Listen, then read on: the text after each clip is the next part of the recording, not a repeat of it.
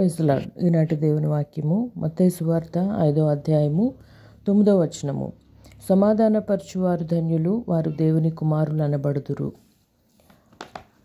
యేసులోనే సమాధానము శాంతి అనేటువంటి మాటలు పరిశుద్ధ గ్రంథంలో సుమారు 250 సార్లు కనిపిస్తూ ఉంటాయి.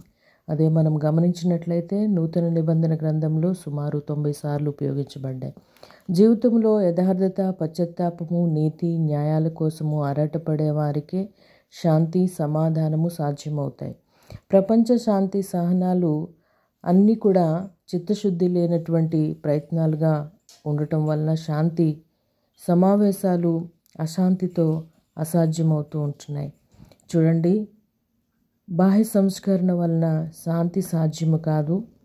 వ్యక్తులు, కుటుంబాలు, దేశాల మధ్య పోరాటము, కక్షలు, ఘర్షణలు, యుద్ధాలు కేవలము పాపం అనేటువంటి పాపం వలనే కలుగుతూ ఉన్నాయనేటువంటి విషయాన్ని మనము గమనించవచ్చు. దేవుని వాక్యంలో వ్రాయబడుతుంది. యాకోబు పత్రిక 4వ అధ్యాయము 1-2 వచనాల్లో మనం గమనించినట్లయితే, మనుషులు వారి పాపపు స్వభావము నుండి విడిపించబడటం ద్వారా మాత్రమే శాంతి, సమాధానము సాధ్యమవుతుందని అక్కడ మనం చూడగలుగుతుంటున్నాము.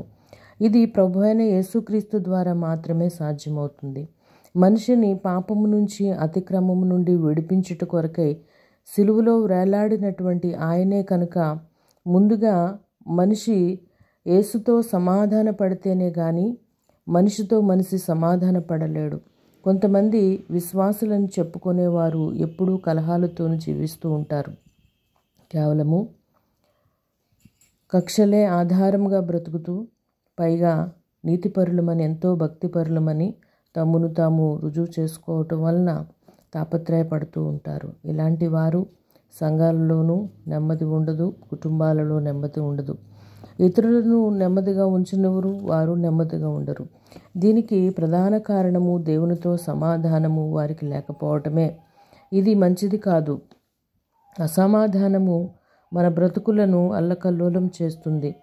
దేవునితో సమాధాన పడిన ఎడల సాటి మనుషులతోనూ సమాధానముగా జీవించగలము.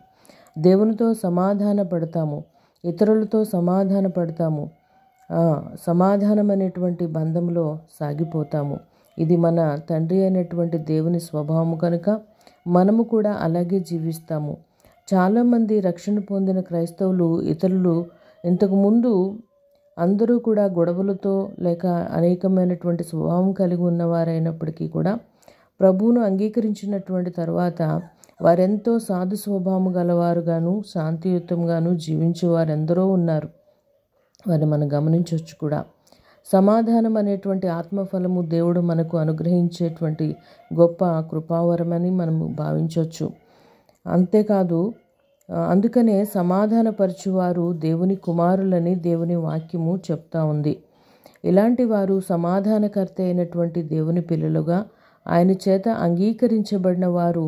మనము దేవుని పిల్లలమని సమాధానం అనేటువంటి ఆత్మఫలమే రుజువు చేస్తూ ఉంది.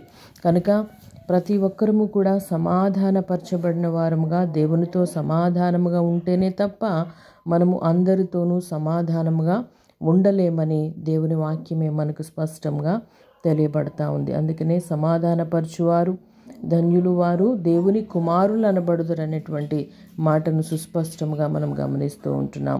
సమాధానము లేకపోతే దేవుని కుమారులు అనబడము, సమాధానపరచబడకపోతే దేవుని వారసులము కాలేము. కనుక మొట్టమొదటిగా మనకు ఉండవలసినది సమాధానము.